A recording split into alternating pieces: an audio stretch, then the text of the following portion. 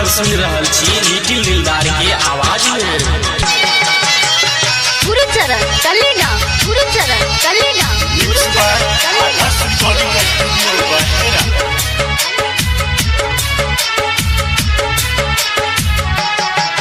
सुन बहिनी गे रखिले न सुना चौकलाई। सुन बहिनी गे रखिले न सुना चौकलाई। लगैया ई हाथ सुना अब बहिन गे तोरा बिना करे न कोनो उपाय गे। लगैया ई हाथ सुना अब बहिन गे तोरा बिना करे न कोनो उपाय गे। सुन बहिनी गे रखिले न सुना चौकलाई। सुन बहिनी गे रखिले न सुना चौकलाई। गुरुचरण, गुरुचरण, गुरुचरण, गुरुचरण कलेगा, कलेगा, कलेगा,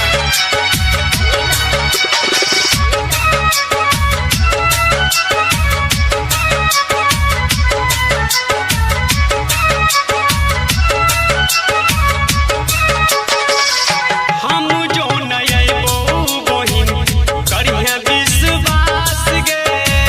छियौ गरीब भाई तोरबो नयास गे।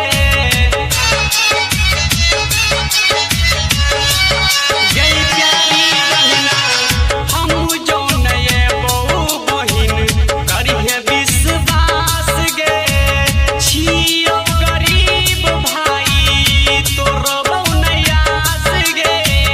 छौ नै रुपैया बहिन जीवन तोरा बिन करे न कोनो उपाय गे। सुन बहिनी गे रखिले न सुना चौकलाई गे। बहिन गे सुन बहिनी गे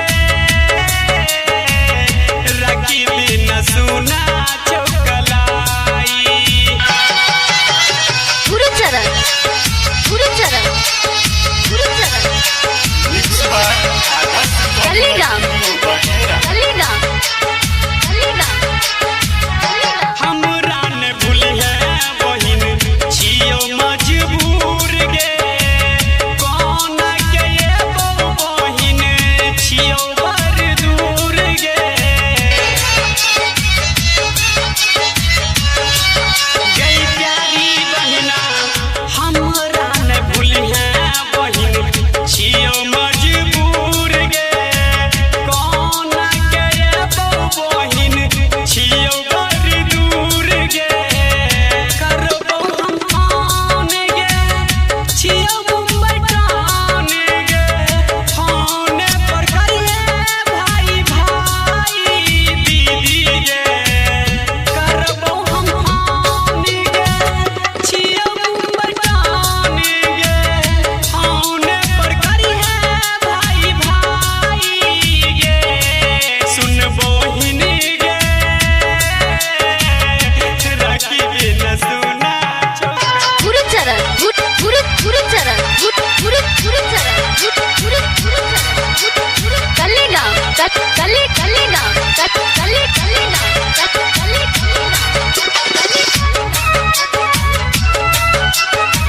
Mixed by Agas Recording Studio, Bahera.